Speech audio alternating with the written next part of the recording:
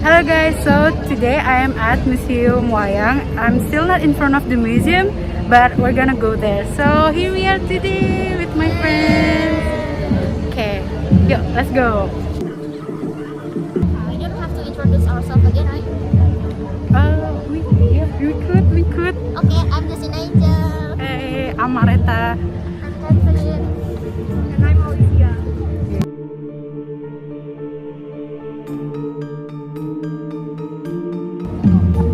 It's so hot here. Yeah, it's very hot today. Now this is the museum. So the museum is actually not open today, but we already have some recording from the inside from the other day. For the Puppet Museum, it was first inaugurated on August 13, 1975 by Alycia, the governor of KDKI Jakarta at that time. Alycia's admiration for the Pekan Wayang to Wali Kota Jakarta event was one of the driving forces for him to establish Wayang Museum. Currently, the Puppet Museum is a museum under the Art Museum Management Unit, DKI Jakarta Provincial Cultural Service. Alycia was impressed of Wayang culture when he was attending a Wayang Week 2 that is designed for mayor. His impression is the reason why did he inaugurate the Wayang Museum. Before it was inaugurated by Governor Alycia as a museum on August 13, 1975, this new Renaissance-style building was the older Batavia Shell Museum, which opened in 1939. It was built on the land of former elite cemeteries in the Old Church 1632 and the New Church 1736 in Batavia City. Even though it is in the style of a Dutch house during the VOC era, this museum was made more than a century after its collapse, between 1912 until 1938. Hello guys, I'm Jacinda. So we are here as the member of the Wayang Museum vlog. Want to spread the joy of studying Wayang, and maybe everyone thinks it's outdated, but it is very crucial for us and to study how to preserve them. And so we are going to show how to preserve the Wayang and what it looks like. So let's go inside.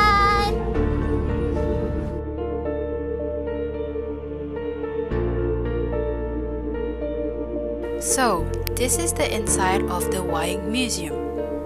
And here we are at the first floor. In here, the first floor, there are Wayang Golek from various different regions. For example, in here, there are North Sumatra Hall and Betawi. There are also God's Figures Hall and etc. But we're only gonna focus on the Wayang only.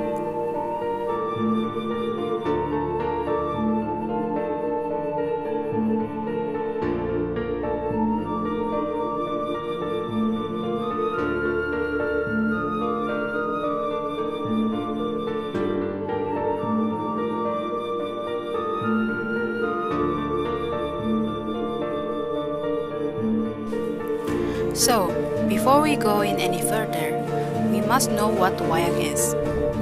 So as we all know, Wayang is one of the most treasurable things in Indonesia. Wayang explains a story of history that has happened a while back then, which then put into a story in like a puppet show. After this, Catherine will explain some of the Wayang story and what it's all about.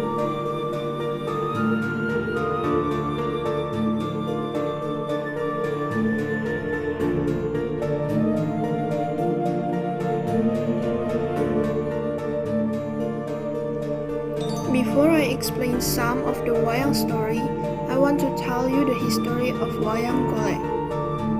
Wayang Golek comes from the word golek, which means wooden puppet. Wayang Golek is a type of Trimatra Wayang, which is a three-dimensional work of applied art. A work of art that can be seen from all directions and has volume or space. This puppet show is made of piston round wood by sharpening it with a knife. Wayang golek was first introduced by Sunan Kudus, a saint who spread Islam in Java. Wayang golek was used by Sunan Kudus as a medium to spread the religion of Islam in 1583 ago.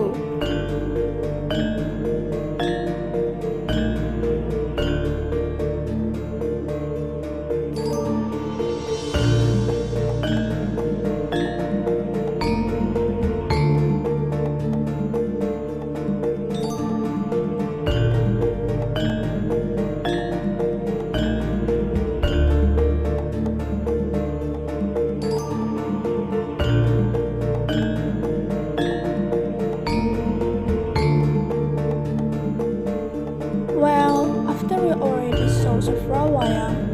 Now I want to explain one of the wayang. The one beside me is called Wayang Golek Purwa. Wayang Golek Mini Bandung, wayang for Jantran, is specifically wayang for display or exhibition. The arrangement and placement of the wayang characters in this Jantran are taken from the Mahabharata story. Among others, the right side of the good wayang characters is called Amarta or Pandawa.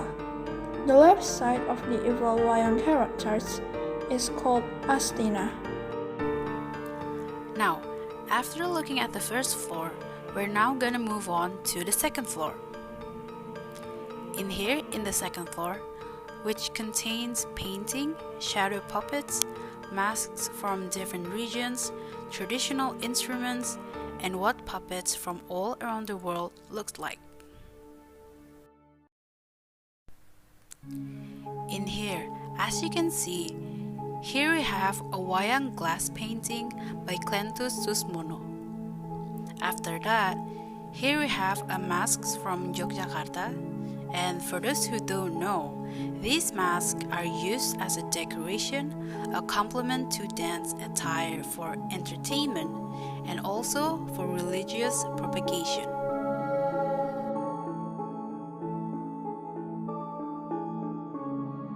After that, we have a traditional instrument which called calung, which is made from bamboo from central Java, Banyumas.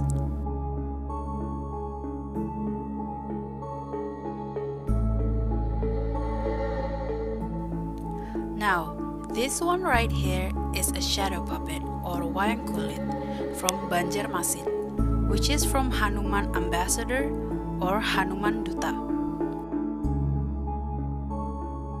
This one right here is a shadow puppet from Cirebon, which is Narapati Basukarna and Harjuna in the Bharatayuddha war scene. Now, as you can see right here, this is a lineage of Wayang Purwa. As you can see, there are a lot of names in here, which is contains generation to another generation. In Indonesia, Gatot Kaca is a very popular wayang character. Gatot Kaca is said to have extraordinary powers, such as being able to fly without wings, and it is known as iron bone wire muscle. Wayang Sulu is deliberately made of fragments story of a revolution, so the wayang looks like farmers, students, teachers, and others.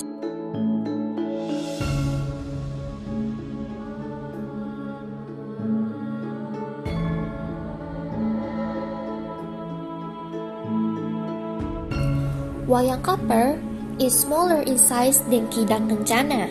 However, this character is generally used for children games who have talent to play as a puppeteer.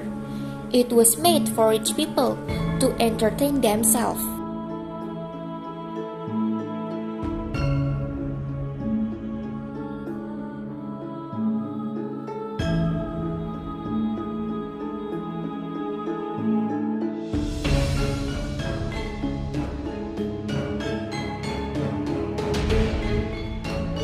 So when we first step into the Mancanegara room, we could see a lot of puppet diversity that we have in here. Firstly, we can see one of the American dolls collection. The doll itself was made from gypsum or wood, and the story is obviously was made from American culture itself to tell about the youngins about their history. So the next one we will have Thailand doll. Thailand doll was used to tell about the story, the myths, and the legend of Thailand itself. And Thailand doll tells their own story and a part of their culture. The next one we will have Honza doll. Honza doll was from the Czech Republic that has been donated to us. We can see another Thailand doll. This is a Bangkok doll. Yes, it is a part of Thailand, but still they have their own story because every part of Thailand has its own story, like every part of other world. The next one is Russian doll. Russian doll that is made from Egyptian wood and clothes. The Russian tells the story of Russian people, and the doll was made in 2001 and became Museum Wayang collection in 2009. So the next one is from Poland. It's a boy and a girl puppets with striped dress from Lowicz, Central Poland. As you can see, we will have an event for tomorrow on Sunday, November 27th at 10 a.m. till 2 p.m. And the event will be held in here, and we will have Dalang Baya and will show us the story and stuff. And so this thing will attract people and will educate people so they can go here. Why do we have to preserve Wayang? Wayang is the nation's cultural wealth, so it must continue to be preserved, especially for the Generation Z. Apart from Wayang being the nation's cultural wealth, by watching Wayang, Generation Z can learn and find moral messages through the good characters of Wayang. Based on the answer from the questionnaire, we can conclude that still so many children and young people here think that Wayang is just a living doll. They also think that Wayang is not interesting, attractive, since it is old-fashioned. This is because there are many trendy items in life.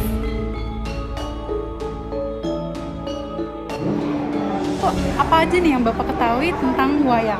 Wayang, ya. Wayang pada dasarnya adalah salah satu bentuk atau salah satu media edukasi, media informasi dan edukasi ya.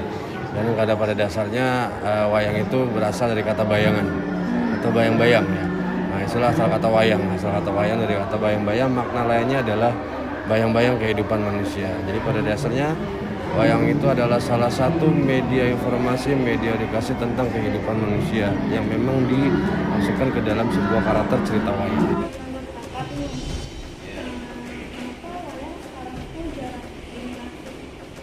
Mungkin karena anak muda zaman sekarang lebih suka dengan budaya luar negeri dibanding dengan budaya lokal di Indonesia sendiri. Dari perkembangan ini, apa yang bisa menurut Bapak, apa yang bisa kita lakukan agar wayang ini bisa kita tetap ketahui, kita tetap kenal untuk generasi berikutnya? Siap. Pada dasarnya gini dia, yang tadi saya bilang dengan perkembangan media sosial, teknologi yang sudah sangat berkembang pesat gitu ya. Pesan saya sih gunakanlah media sosial, teman-teman, anak-anak muda khususnya jadikan media sosial atau handphone itu untuk hal-hal yang positif ya. Iya, betul. Terutama untuk menyebarkan atau mempublikasikan tentang kebudayaan Indonesia, khususnya budaya wayang ya. Buat saya, karena memang dengan cara itulah kita bisa mengembangkan, mempromosikan budaya kebudayaan Indonesia yang sangat banyak ini, yang sangat kaya ini ya dengan anak-anak muda sekarang. Makanya marilah kita sama-sama mengembangkan, mempromosikan, memajukan kebudayaan Indonesia khususnya para pecinta-pecinta wayang. So that's it today for our vlog. Thank you guys so much for watching. Bye bye.